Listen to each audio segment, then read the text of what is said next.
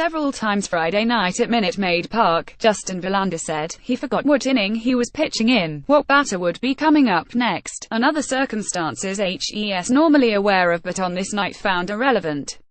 It is his elimination game standard, culled over his lengthy postseason career. Confronted with a chance to save his team's season, his mode turns relentlessly rigid.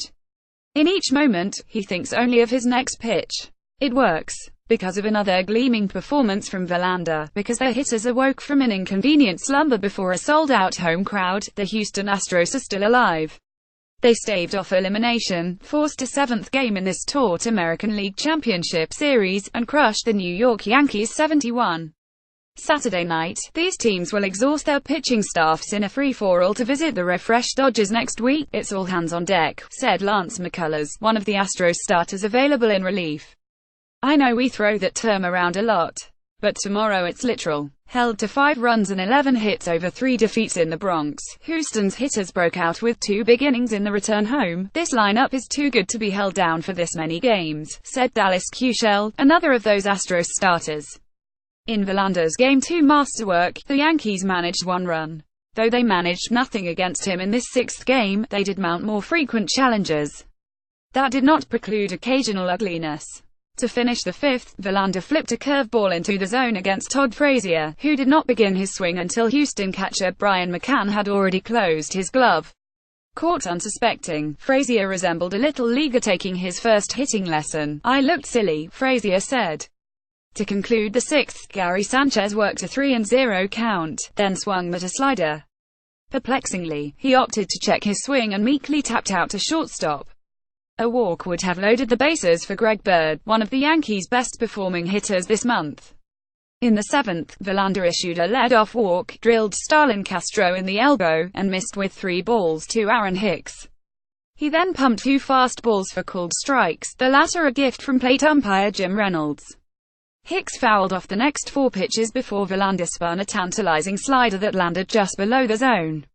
Verlander later called it his best pitch of the game. Hicks struck out. If I don't execute that and he takes it, or, do you know, worse, Verlander said, then it's a totally different ball game. Up next, Frazier did not wait as long to swing. He fouled off a curve, then slammed a fastball to the center field wall, where George Springer leaped to prevent a 2-run double, earning an admiring cap tip from Verlander. I thought homer, Verlander said. New York's Luis Severino matched Verlander at all early checkpoints. Come the 5th, Severino lost his command, walking Alex Bregman and Evan Gattis. With 1 out, McCann reached for a 2-strike fastball on the outside edge and redirected it to right, where it bounced off the track into the stands for a ground rule double. That netted the game's first run. Severino walked Springer to load the bases for Josh Reddick, who popped out in his 20th at-bat without a hit in this series.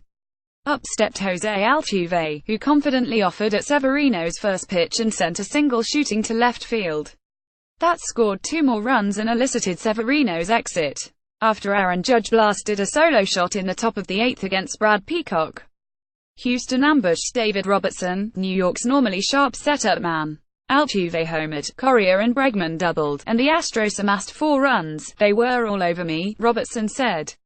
Every good pitch I made got hit. Most pitchers decline within their starts, as their stamina wanes and hitters become more familiar with their pitchers' movements. Severino is somewhat of an outlier, but the league hits much better when facing someone the 3rd time than the 1st. Yankees manager Joe Girardi could have pulled him 3 batters earlier. On Saturday, both his and Astros manager A.J. Hinch decisions will be dissected. The Yankees will start CC Sabathia, the Astros Charlie Morton. Who will be the first to depart? Which man will demand the most from his top relievers? Will it matter? With what they feel is momentum on their side, the Astros think not. Tomorrow, Altuve said, is going to be a good night. Caption Pedro.Maura@latimes.com. Follow Pedro Maura on Twitter @Pedro Maura.